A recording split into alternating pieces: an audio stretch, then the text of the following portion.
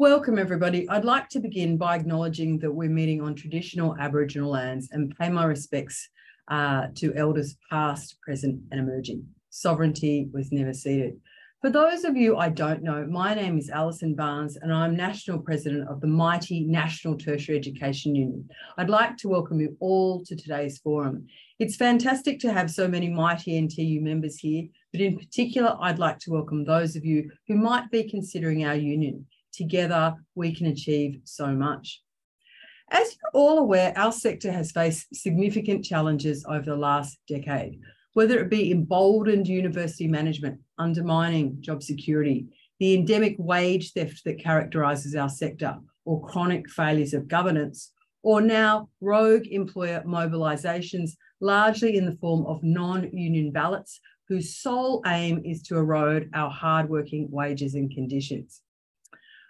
As you're all aware, our previous government provided no support to public universities during the pandemic, denying us access to JobKeeper on 3 occasions and standing by while thousands lost work. They also introduced the notorious Jobs Ready graduate package that Universities Australia, the association that represents our Vice-Chancellor, has finally come out and condemned, despite clapping it through at the time. So where does the Accord review of higher education sit within this context? The Accord is an opportunity to deal with the challenges higher education workers currently face. It can put our sector on a solid footing for years to come. At the heart of this, and to paraphrase Minister Clare, it will be making universities become exemplary employers. Minister Clare's nod to the non-exemplary behaviour of our employers can in no small way be attributed to the over 4,000 higher education staff who responded to our survey, which asked you what we should push for during the Accord process. Those responses gave us figures to cite and reaffirmed our union as the voice of the sector. This incredible contribution made by so many of you has been critical in achieving the gains we have won so far. Over 6,000 of you signed our pledge that told the government that they supported the NTEU's core asks. So thank you to everyone who signed, who responded to our surveys or signed the pledge.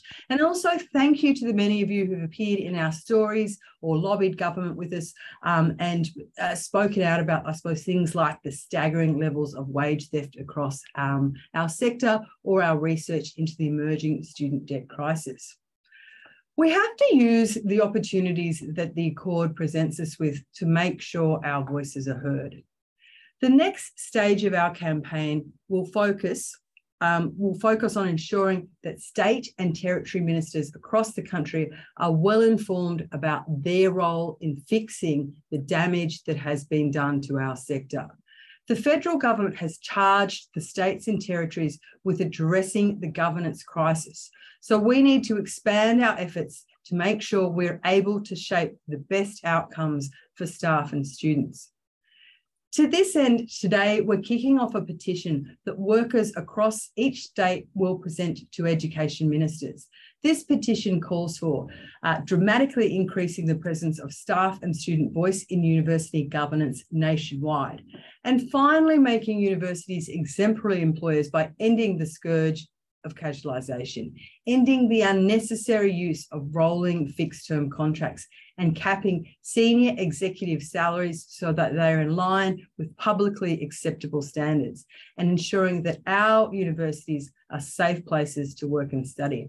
I'm going to ask Michael to place the petition in the chat now, and I need you to sign it, and I need you to ask your friends, your workmates, your students to sign it. We need to make sure our voices are heard. Before we begin today's discussion and I introduce our speakers, I'm just going to run through a couple of quick housekeeping notes. We've had an overwhelming response to today's meeting. We had over 1,000 of you register. So thanks to those of you who've submitted questions in advance. Some of those questions are about bargaining, so I'm going to hold another forum where we can address those questions. And we're also going to have opportunity at the end of today's presentations for questions. We'll have about 10 or 15 minutes and we'll answer as many as we can. You can ask a question by raising your hand And as I said, we'll answer as many of those as we can. As this is a big group, we're going to mute all microphones while speakers are speaking to ensure that they can be heard. If you have any further questions for the NTEU, if we don't get through those questions, please, after the session, email them to ecampaigns@nteu.org.au. That's ecampaigns@nteu.org.au. So with no further ado, I'd like to introduce Dr. Jim Stanford, economist and director at the Centre for Future Work, who is going to speak to a recent report the Centre prepared on higher education and public support for our sector. I'm then going to pass to Dr. Terri MacDonald, the NTEU's Director of Public Policy and Strategic Research, to walk us through the government's interim report. Over to you, Jim. Alison, thank you very much to you and the whole union for the opportunity to partner with you in this incredibly important campaign. We all know that the mission of universities to provide an accessible and accountable education to anyone in Australia who wants it, that mission has been sidetracked, and we're now faced with a collection of universities that view themselves as empire-building corporations in their own right. Right down to how much they pay their so-called chief executives, which once was a role that was meant to be inspirational and academic in nature, and now is more about corporate fundraising and donors and turning a bottom line profit for institutions that are not intended to be profit-making corporations. So the NTEU has been such a powerful voice against these trends, and now we have a moment with the discussions around the Accord where we can put forward a different vision of what universities can and should be. So we've been doing some research. We've had other reports published in partnership with the NTEU. I'm going to speak about one today. I'll bring up the slides right now for that. A report that was released about a week ago. And that covers both the negative trends that we're seeing in how universities are funded and managed, but also what Australians think about those trends.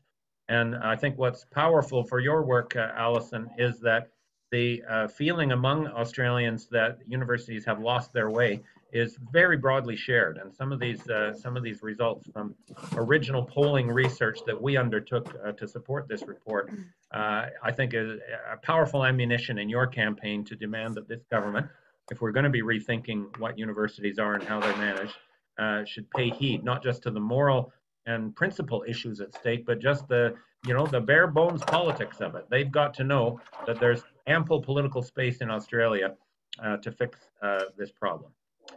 So I do want to refer you to our website, futurework.org.au. The full report is there, along with the other research that we've done on higher education and other social and economic issues from a labor perspective. The Centre for Future Work is a labor economics think tank.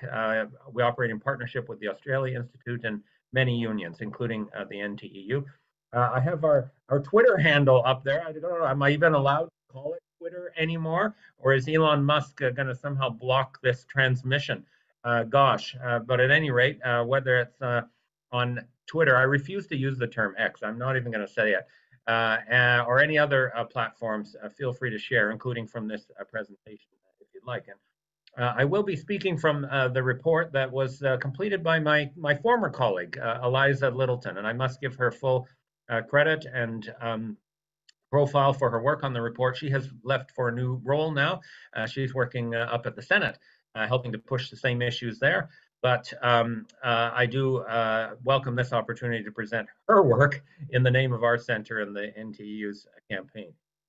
Two parts to my presentation. First of all, I want to review some of the high points, or perhaps the low points is a better term, of what's happening to Australian universities as a result of mismanagement and poor governance at the university level and policy failure. The fact that governments have been stepping back from their responsibility to directly and adequately fund universities, which has in a way facilitated and perversely justified the university's growing infatuation with corporate funding and other sources of private revenue, which in turn reinforce their whole mindset that we're there to generate a profit as opposed to provide an essential public service called higher education.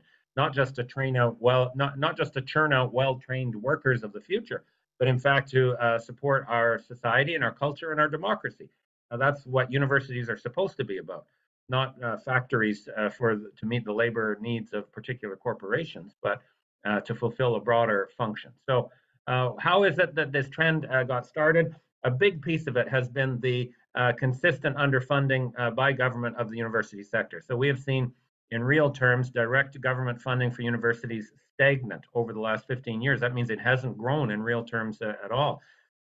In the meantime, our population has grown and our GDP has grown. So in per capita terms or in per student terms or as a share of our GDP, university funding from the government level has been eroding dramatically. As a result, they've turned to other revenue sources, including fees collected from domestic and international students. They view the international education market as a business center, not as not as a sort of a partner in higher education. And we've seen how university priorities have been, in a way, distorted because of the lure of the super high international fees that they try to collect. Student debt loads to finance those higher fees have grown. So average help debt now is twice as large as it was in 2008. And all of a sudden, because of the way our system is structured, where the not just interest payments on that debt, but the value of the debt itself is indexed to the ongoing consumer price inflation. All of a sudden, in a way that I think is quite perverse, all of these indebted students and former students have just had their debt loads increase, not just the interest costs. We all hear about interest costs on mortgages and how they've gone up with interest rates, and that's painful enough. But at least the whole value of your mortgage didn't increase by 6 or 7%. That's what happened to people with student debt, and this is an absolute crisis. There are people who are not going to be able to meet those demands. For people working in the universities, like your members, Alison and others, it is now, in a way, the normalization of insecure work in all of its forms, including casual employment, of course, even for extremely qualified academic work, put into casual positions where they don't know if they'll be employed in a month, let alone can organize their career in a way to fulfill all of the needs of top-ranked teaching, research, publications, dissemination, and citizenship, academic citizenship. So this is par for the course now. Most jobs are insecure at universities. The universities are run like corporations. They aim to get a bottom line profit. They did that even in the pandemic. This is the stunning bit. It should have been a huge financial crisis, and it was.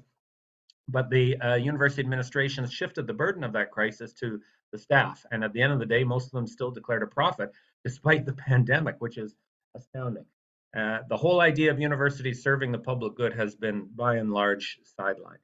Just a couple. I don't want to beat people over the head with this bad news, but a couple of indications. This shows the level of direct public funding from the Commonwealth for all universities in Australia.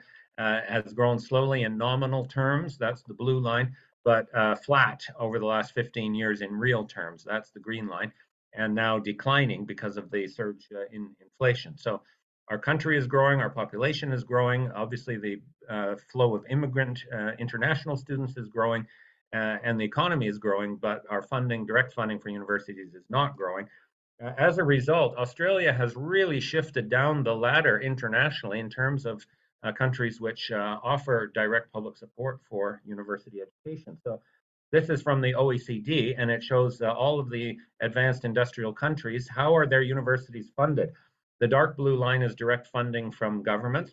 The green line is funding from the household sector, which is primarily tuition fees. The lighter kind of blue bars are corporate donations and other charitable sources. And then the gray bar, not really relevant in Australia, is international funding of universities. So we have a wide range of experience around the world, but Australia now at the far end, the far left end of this graph, the fourth lowest reliance on direct public funding of our university system. And in fact, we've passed the United States in that regard. The United States has a higher proportion of direct funding for universities than Australia does. And I know we all, we can spend hours patting our back in Australia saying, things are bad, but at least we're better than the Americans. You could get a repetitive sprain injury if you did this for too long. But we can't even say that anymore, which is saying something. And I think a very far-reaching crisis in both the resourcing of universities, but also the public mission of universities. If you're not funding these things, you can't direct them and call the shots. And this is, in a way, the flip side of the coin of the corporatization that we have seen. This is the latest data that we've gathered on employment in the university sector by form of employment, and full-time permanent jobs are now only about 45% of all work. Casual employment, very, very rife, and part-time jobs. And this, doesn't tell the full story, because even some of the permanent full-time roles are not structured in the way that we expected university employment to be. So the university administrations have shifted the burden of cost management to the workers, and there's no doubt that the quality of education suffers as a result. Let me do the second part of the talk, Alison, which is to share results from our original polling about how do Australians feel about this, and they have a strong gut level reaction as to why this is wrong. We completed a national survey in March, 1,000 respondents. We work with a public opinion research firm on that, and then the sample itself. For all you researchers in the audience, I got to be careful here. The sample is adjusted to make sure that it's representative according to all the criteria. And some of the results here you'll find very, very, very strong. Are you concerned about declining government funding for universities? Absolutely. 75%, 3/4 of Australians are very concerned or somewhat concerned about government funding. A small minority not. So, on the core demand of offering more ongoing direct fiscal support to universities, the public absolutely on the NTEU side here. Do we feel that universities are prioritizing the profit that they make as institutions, even though they're in theory public institutions still? They don't have shareholders, but they act like they do. And a very strong result again. Over half of Australians are very concerned about that, and another third somewhat concerned. So they know that universities that are more obsessed with turning a profit, corporate donations, building new named buildings, and all the other wasteful projects that are taken on are absolutely sacrificing the quality of education. We asked Australians what did they think about vice chancellor salaries, which often are in the millions. And again, this is just astounding that in a public service institution, yes, of course, leaders of organizations are going to make decent money, but should they actually be paid like CEOs and then justify that salary by saying, well, other CEOs get this much, we should too. Some of them make several times more than the prime minister. So there's an interesting benchmark. Should vice chancellor salaries be capped at whatever the prime minister of the day is making? Obviously, very strong support for that demand, 79%. Here's about the link between job security in universities and the quality of education. How do Australians feel about the fact that so many classes are being taught by casual staff who don't know whether they're going to be there in the next term? Let alone being able to build a reputation and a list of publications and research connections and everything else that should inform high quality university instruction. Over half of Australians think mostly permanent faculty is the most appropriate. And some of them think there's no difference either way. A small minority think sessional and contract teachers are fine. They've obviously haven't taken university education lately. Of course, everyone in the job is doing the absolute best that they can to teach with the limited resources and the constant turnover. But clearly, if we want to improve the quality of education, we have to treat them as permanent, high-value staff. Are you concerned about the larger classes that have resulted from funding cuts? Again, a strong plurality, almost 70% very concerned or somewhat concerned. What about the cost of attending university? Has it become too expensive? Well, absolutely. 2/3 agree that it has become too expensive. Barely a fifth say this is about the right amount. So there's, I think, very strong political support for making university education more accessible. Are you concerned about the student debt burden that comes after those expensive university fees? Again, over 3/4 of Australians very concerned or somewhat concerned. Should affordability be a barrier to attendance? This is the single strongest result of our whole poll. 85% of Australians think you should not be deterred from going to university because of the cost. It should depend on your abilities and your interest. And in this regard, we have in theory this income contingent loan repayment system that in theory was going to allow universities to charge higher tuition but not be a barrier to access. And clearly that system is not fit for purpose anymore. And the indexation of student debt that just occurred should be the final nail in the coffin of that system. We have to think big about how to restructure that. Just to conclude, I think that in terms of the union's strategy for the next steps in the University Accord process and pressing the government to think big in terms of these reforms and allocate and commit to major resources to support these reforms, I think you have the public on your side, Alison. Australians know that universities have lost their public purpose. They're run like little fiefdoms from vice chancellors who pay themselves in the millions and pretend that they're CEOs, and that their profit-driven priorities have distorted the nature of education and undermined the quality of work in the education in the university sector and the quality of education that is delivered. Australians are strongly committed to the principles of accessibility for everyone based on ability, not ability to pay. And I think you've got a very strong potential ally in public opinion around your fight to make these jobs stable and high quality jobs. And this will be, I think, useful ammunition as you're talking to the government. The government has to see this as a political opportunity to lead a big bang revitalization of universities as the public service institutions that they should be. We've shared the slides with the union that can post and circulate it for more information or see the full report on our site. And Alison, thank you again for your leadership in this fight for a better university system. Thank you.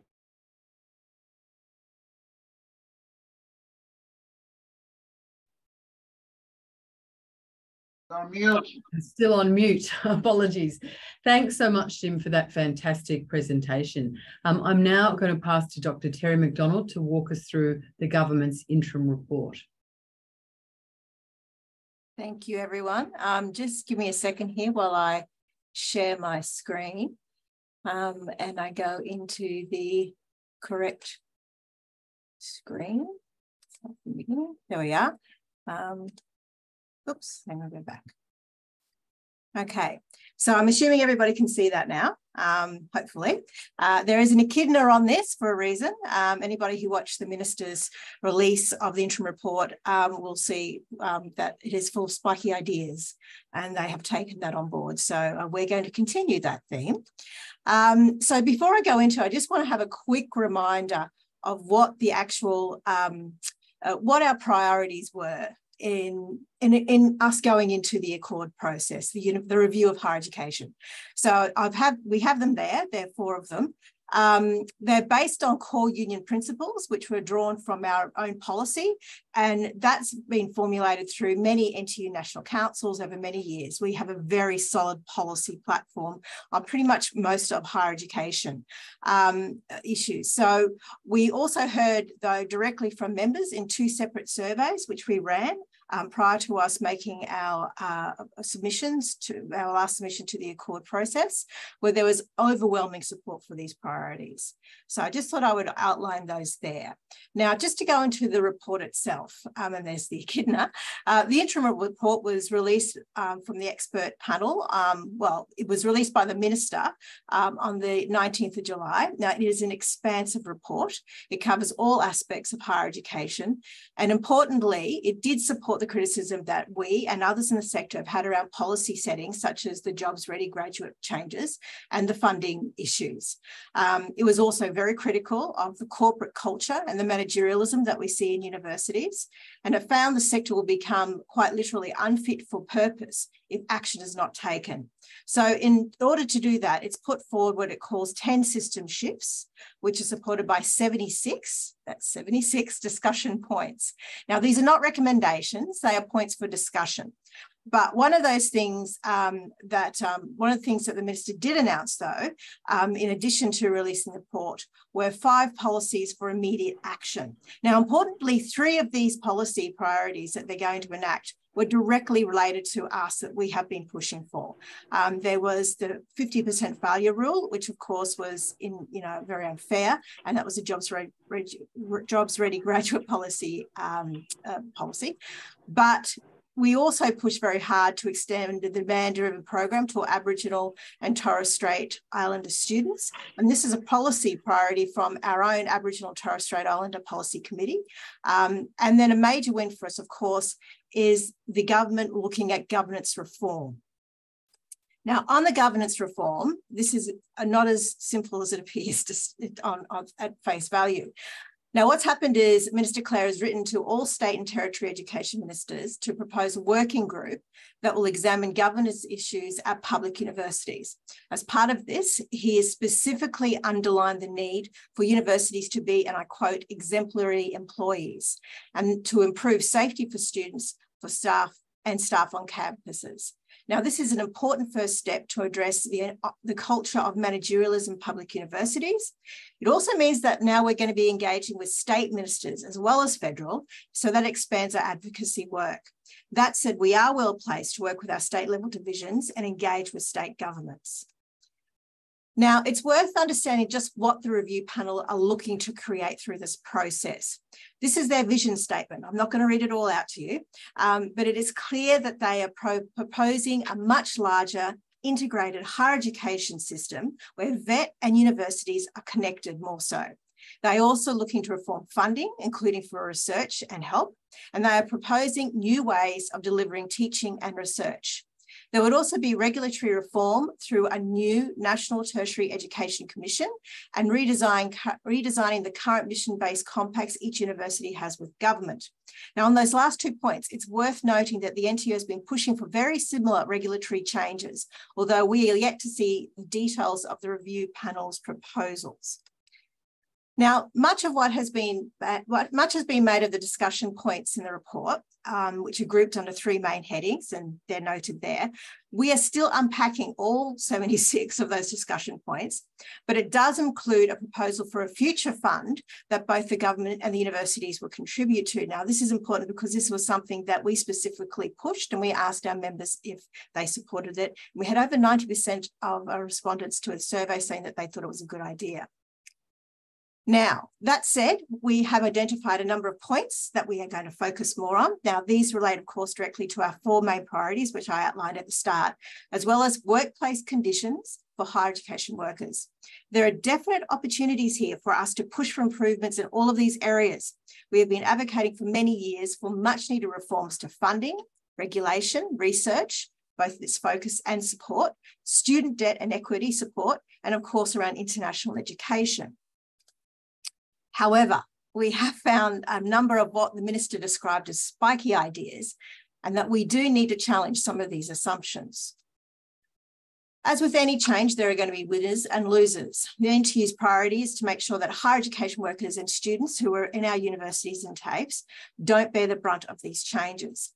We've closely analysed the report around the key issues of concern for us, and in particular, we've looked at the proposal for a new funding framework and some of the workforce issues that appear to reflect employer arguments around casualisation. Now, Kieran McCarron, who is our other policy and research officer, has looked at these in more detail and can highlight some of the main concerns very quickly, because I know they'll be of interest to a lot of you. Kieran, did you want to have a quick cover these issues very quickly? Sure thing. Thanks, Terri. So obviously there's a huge interest in what the actual funding model that is being proposed in this report. The report doesn't clearly articulate a specific funding model. It suggests throughout it a handful of principles, goals, aims, and areas for improvement that a future funding model might have. Some of the things in there that really stick out to us are the mentions of what it calls needs-based funding, cost-based funding, and phrases in there like reflecting the true costs and things like that are mentioned quite regularly throughout the report. This seems to imply that the government or the panel thinks that the current model, which uses flat rates, so any student who studies a particular type of course that has an FOE code, no matter where they study it, what year of study they're in, the government pays the same amount for that student. So it's a flat rate, basically. The report seems to really question this flat rate model, and it wants each student to receive an amount of funding commensurate with the effort that the university expends teaching that specific student. So it talks about having a special pricing authority that figures out what the real cost is and allocates funding on a more kind of micro level basis per student based on the circumstances around that student. So that alone, if they actually do that, is a huge shift. And basically they seem to be implying that, hey, we know that there are universities out there who are enrolling loads of students in certain courses, and then they're only spending some of the funding teaching them, and they're funneling some of that money off for research and other things. And it's saying we don't think that's how things should work. And if the research needs more funding, then that should be funded properly. So that's something they say, which is very important. So they say that should actually be funded properly, and the teaching should be funded properly and for the appropriate amount. And it shouldn't be a case of universities internally reallocating public money. So that's something that they're concerned about. A concern that we have with this, obviously, is that there is not really, it's not always easy and an objective fact-finding mission to actually find out what it actually costs to teach a student. So the methodology that was used in the Job Ready system was based on a survey of universities where they asked the universities to tell them what they thought that they spent teaching each student in each area. And there's obviously a lot of subjectivity in that when a lot of staff are performing all sorts of different functions and roles in their jobs. So something we would be super keen to, the union will be super keen on staying on top of is how they're coming up with these kind of amounts and how that's going to impact staff and universities. So that's something to keep an eye on. There's also talk in there about a universal learning entitlement. This seems to potentially imply that the government no longer wants to allocate funding per university on a historical basis as they have been, where it's kind of like, well, this is your amount and we'll kind of increase it between 1% and 3% each year, and it's slow and steady. They kind of seem to be implying, hey, if you can attract heaps of students, those students should have funding that comes with them, and then you should, be able to receive more funding for them. So they seem to have this idea in there that student autonomy and choice should be kind of raised up in priority a little bit, and then that should possibly carry funding with it. So that, again, could potentially have implications if domestic students do move around between universities. And it could create a level of competition for domestic students like we see with international students now, which is an extremely kind of aggressive marketing and recruitment environment. We could see that kind of replicated in domestic if they follow through with that type of thing. So I'll leave it there, but certainly lots of interesting and relevant kind of things about funding in there that we should be aware of and keep watch on. Thank you, Kieran. Look, one of the reasons that funding and how it's going to be calculated is very important is because at some point that will all translate to workloads. And workloads and workload models have been mentioned in the interim report, and we are very much on top of that. If anybody has read the report and spotted that as well, trust us, we are going to be talking we're going to be talking to the Minister and to the expert panel about their assumptions around that. We're also very interested in the talk around changes in teaching pedagogy, and particularly around the resourcing for increased participation of student equity groups. It's one thing to open up, and bring in more students, because it is talking about expansion of the system. It's talking about even bringing in new kinds of providers. But those students have to be supported by staff who are qualified and have the time and have appropriate workloads. So we will be very much on top of all of that. Now, moving just very quickly on, where to from here? And that is the Minister, yes.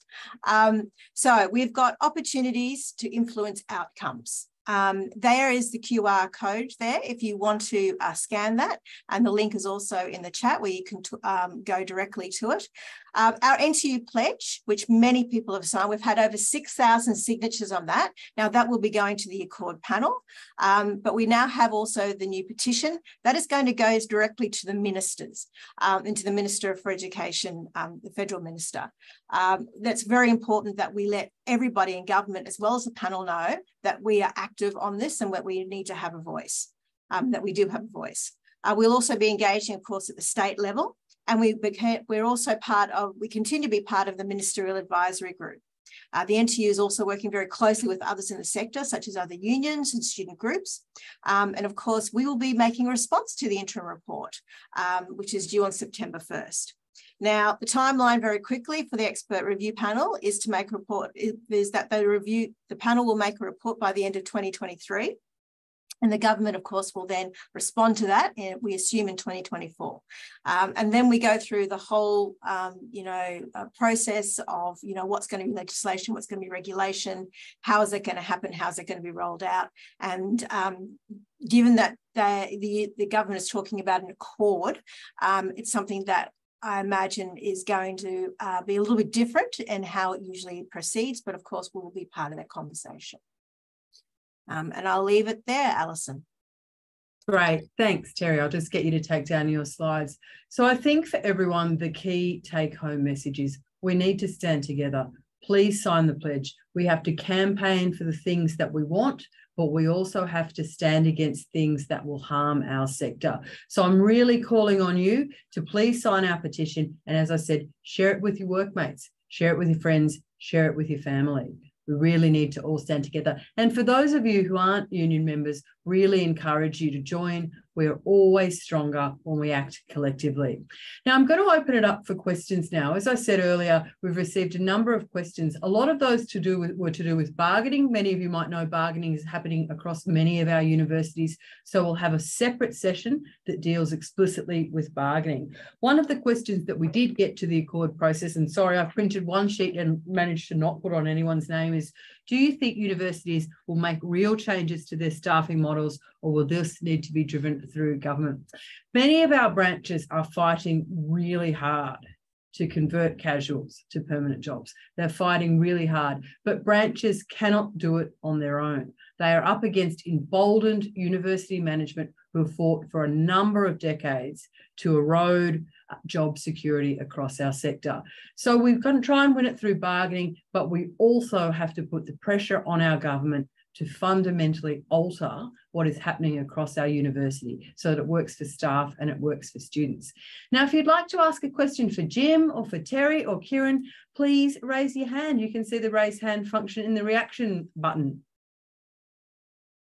Anybody have a question for any of our excellent speakers? Alison, there's one in the chat I can answer if you like. Fantastic. Is that Tim? I see Tim's hand's gone up. Yeah. One from the chat. Sorry. All right. Terri, you go to the one from the chat then. I think that might be Tim Connor. Tim, I'll just read out your, did you want to say it in person? I don't mind either way. Okay. Well, just say it. Okay, I'm just really interested in the governance piece. I saw that was one of the five urgent priorities on the interim report. And I noticed on the position we talk about greater voice for staff and students. I'm interested in what our specific ask is for that. Like, are we arguing that there should be 50% elected staff representatives on university councils, or do we have a specific percentage, and what percentage for students? Because for me, although I know the funding piece is incredibly important, a lot of the managerialism, in my view, seems to be driven from the university councils. And if we can have greater elected representation on the councils, I think it would make a huge difference. Absolutely. Terri. Alison, yeah, I'm happy to answer that. Look, Tim, thank you for that question. Look, yes, we are arguing for increased representation of students and staff. We haven't come up with a specific percentage yet. That's something that we will be doing and we'll be looking at as part of a suite of reforms. But it's not just increasing the number of staff and students on these university boards. What we also want is for the other members to actually have more experience in public sector, for there to be less corporate appointments, where you've got ex-mining magnates, for example, on these boards, because it's not just students and staff, but we have to expand the expertise and public sector on there as well, and also better representation. We want more women. We want more Aboriginal and Torres Strait Islander representation. So there's a whole range of other things that we actually want on these boards that we're going to be pushing for. But thank you for the question. Thanks. I'm going to go to Stuart Martin. Hi, everyone. My name's Stuart Martin. I'm from VU. I'm an ex-branch president, but I also serve on the University Council. I think there's a couple of things that we really need to hammer down in this governance aspect, and it's something the government has really flown up the flagpole. Maybe they see it as an easy win. I don't know. The issues are a couple of really important points, and that is, firstly, understand what the role on council is. It's not a role that holds the hand of a vice chancellor. Currently, the role is defined as in a corporate structured environment where you are there to provide governance and strategic direction, and you're not there to step in and say, "Hey, vice chancellor, you've made a mistake there with this strategy," because that you set your manager up to run the organisation, just like the NTEU does when it has the general secretary. So there are models there. I think part of our problem is we have to identify what is the scope for staff on university councils. What's the best model of a governing council for a university? Should it be based on a corporate model? We all know that directors of most corporate bodies, some of them are generally appointed by their shareholder base. You own enough shares, you get a bigger say in the organisation. So there's a lot of conversation around what is the best model for us to have on a university council, and how does that work, and how do we train people to perform those roles? And I think the NTEU should have a bigger say in helping train staff who are elected on the university councils to gain those skills, and not to rely on the institution itself doing that. It's a great role, has great scope. The other aspect is we have to then make sure that the staff on university councils have protection in case the university wants to take punitive action. I need to bring up the case of a certain university council member in West Australia who got sued by the university and taken to court. There needs to be protections for what we do and how we do it as well. I'd love to see the NTEU maybe set up a working party of people who have been on university councils or are currently on councils to sit down and develop some strategies. We have lots of academics who do business studies who could give us great insights into this. That's the sort of thing we need to do, and go back to government to convince them that they have to force their state governments who had to say on this, how to constitute and to manage the relationships with council members and the council itself. A lot of work to be done. Fantastic. Thanks, Stuart. I'm going to take that more as a comment, but I think lots of nodding heads, and we have one of our esteemed business people with his hand up to ask a question soon. But first, I'm going to go to Stephen. Oh, hello, thanks. Yeah, I really appreciated the the presentations today. I collaborate with universities, internationally, and the contrast in Australia is really bleak and stark, I have to say, at a grassroots level. I work for a couple of universities, and there's no real protection for staff. There's no instruments in place for whistleblowers or teachers or lecturers having to sort of cite problems, whether it be professionalism, curricula, pedagogy, etc., and so on, to really make any meaningful impact. I've done, evaluations, and I just, can fall on deaf ears. But I think you're right. The commentary before, it is very corporate. It's very much about a hierarchical corporate ethos. The whole idea of ethical educational practice is sort of is seriously problematic and threatened. I'm just wondering, this campaigns are wonderful, and I think it's brilliant, the agenda you've got going here, but surely someone like Tony Burke, instruments of government need to step in here at some stage to say, let's wield a stick on this, because it's a little bit out of control. And lecturers, and particularly sessionals, are very, very powerless to do anything about this. It's in stark contrast to other universities around the planet who look at this in total disbelief.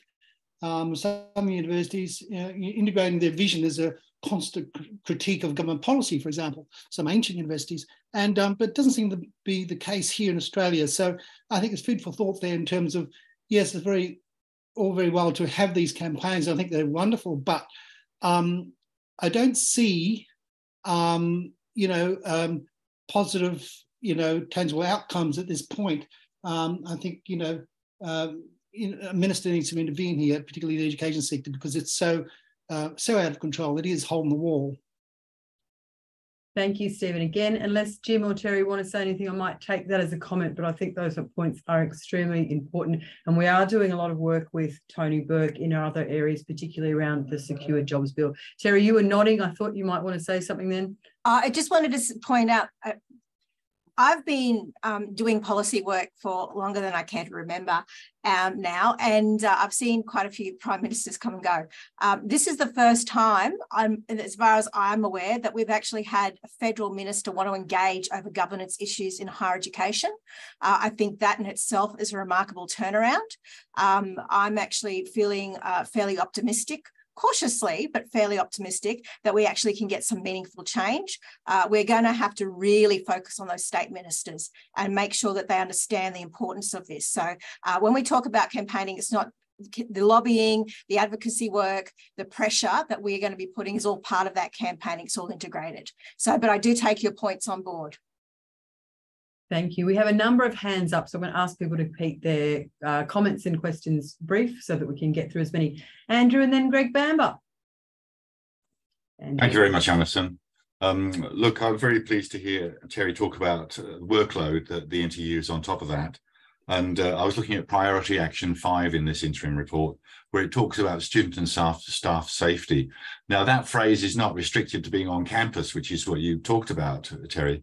It's also very important, I think, to look at psychosocial safety, particularly with working from home and online education. What do you think, Terri? Alison, I'm happy to take that, or did you want to? No, I was just going to say, I noticed that Gabe Gooding had come into the audience, and I thought Gabe might want to say something if she's here and she can unmute herself. Gabe, do you want to say anything if you're here? Putting her on the spot, she perhaps not. All right, Terri, you go. Well, yes, actually, that is on our radar, Andrew. Thank you for that. Workloads is a psychosocial hazard, when they're excessive. And we understand that workloads are excessive. That is something actually we're going to be, we have been raising with government, and we will continue to do so. We're also not just pursuing it through the Accord process, but we're pursuing it through other processes as well, particularly around industrial reforms. But given that the minister wants universities to be, and I quote again, exemplary employers, that all comes under that heading. And, it's one of those things that, we think needs to be measured, but there also needs to be planning around workforce issues, and just rely on your staff to pick up the load and to work excessive hours and to get the job done is not a safe way of actually delivering education. And it impacts on the quality. quality of life for the the staff members, but also the quality of education that you're able to deliver because of all the pressures. So I think that's something that we do have the Year of Minister around. Alison, did you want to say anything further?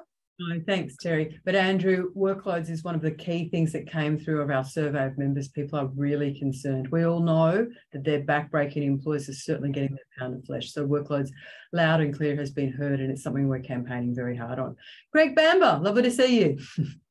Well, thanks, Alison. Great to see you and everyone as well. And thank you for the excellent work that the union is doing on these sorts of fronts, along with Jim and his colleagues at the Centre and the Institute and other allies. My question is for Jim and follows the earlier comments by Stephen. What can we learn from parallel contexts and campaigns that have been going on in Canada and perhaps also the UK and the US that might help us in the important campaign that the union is leading here to address these really crucial issues? Thank you. Thank you, Greg. I think that international dimension that you and Stephen both mentioned is very, very important, because I know, the tyranny of distance and all that here in Australia, we might not always be on top of how different some of the things we do here are from the normal practice of other countries. And that graph showing Australia's extreme and unusual reliance on private funding for universities, is one of those eye openers that we have to get in front of people, whether it's, NTEU members or the government people or the public at large. Obviously, there's a huge diversity of experience between different countries. In Canada, that I'm very familiar with, we fight around some of the corporatization challenges and casualization and so on that we see in Australia as well, but not remotely to the same degree. Universities are still governed as public service institutions and have sort of direct accountability to governments on some of the core policy and practice issues. They obviously expanded the international student intakes, but not running it like a business to the same extent. And so we didn't have the same attack on, work stability and so on that happened in Australia during the pandemic. In some of the European countries, of course, you've got a very different model of universities as accessible public institutions. The university fees are low, or in many cases non-existent, and the reliance on corporate and private funding is very, very minimal. So the institutions are still naturally accountable to the public service goals that have been established. So some of those international examples, I think, will be very useful in the campaign ahead to convince this government that we should think big as we rework Australia's university system. Thanks, Greg. Thanks, Jim. Thank you. I'm going to pass to Simon, who has possibly the best background I've seen ever. I do love the keep calm and join the NTEU. I think we might have to steal that idea. Simon. You're welcome to it. Yeah, thanks. I'm concerned about job-ready graduate thing and the enthusiasm of Labor to actually dismantle that completely. I just want reassurance that they're going to do it. And the reason for that is that I, as someone who straddles STEM and HAS, have noticed for a long time that there's quite a deep divide between the two groups across the sector, with HAS being far more unionised and far more concerned about neoliberalisation and corporatisation of the sector. And for that reason, I worry about the seriousness of the Labor Party, given that the Labor Party is almost as neoliberal as the Liberal Party, just a little bit, tiny bit better. So can you give me any reassurance that they are going to actually do something about JRG? Thanks. Simon, I don't think we can actually give you any reassurance. I think what we can say is that we will fight really hard to ensure that that rotten egg is unscrambled. One thing I can say that has changed, we fought when the Jobs Ready Graduate Package was going to be introduced, members across the country fought really hard, and it was a battle that we almost won. Unfortunately, we didn't.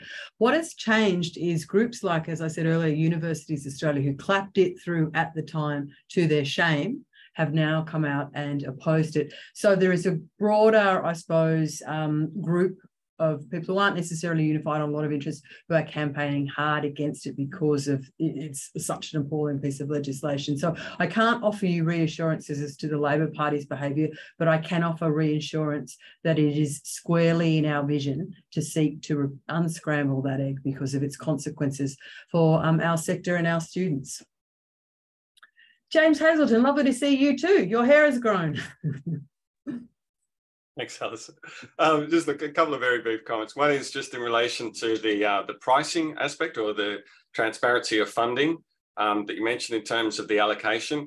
You know, I've had some experience doing those kind of exercises in industry, and I think you're right to be concerned about how that might play out.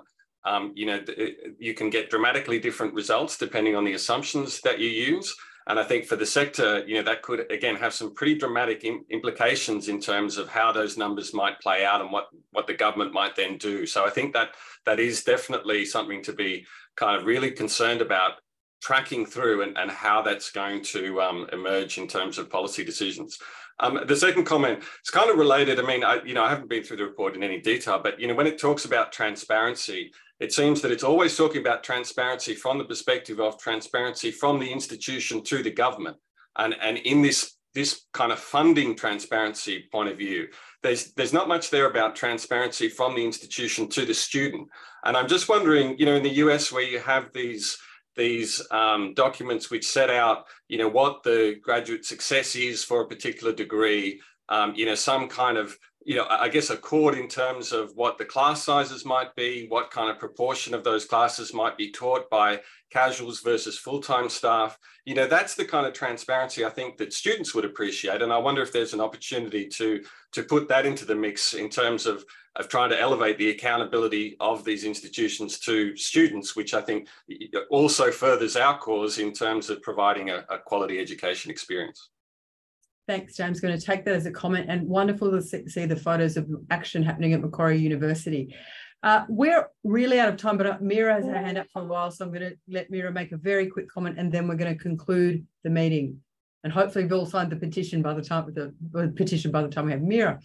Thanks, Alison. Yeah, very quickly, we've talked a bit about safety, but it seems to me the glaring omission in the discussion is COVID, and I've not heard anything about what the union is doing on this front. It's the single most concerning thing for me and many others, especially for precariat staff, in addition to the escalating exploitation over the last 2 decades. We're now in very high-risk transmission settings.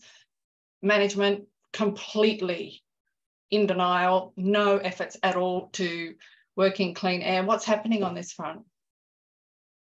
Mira, we might take that question offline. We've been fighting, as you know, quite hard around the COVID question for quite a while, but I might take it offline because the meeting has now officially gone over time. So apologies for not answering now, but happy if you slip me an email to talk to you in more detail about the union's response to COVID and I suppose what that means for precariously employed staff. So sorry that we are out of time at 1 minute past 3. I better let everybody go back to the coal mines, so to speak. If you could all join me in thanking Terri, Kieran and Jim for giving up their time, I'd be really grateful. Thank you all for coming. It's wonderful to have over 1,000 of you register and 500 or so of you show up. As I said, stand with us. If you're not a member, consider joining and please sign our petition. This fight is not over. We've got many months to go, so you will certainly hear more from us over the coming months. Thanks, everybody. Thanks again, Jim and Terri.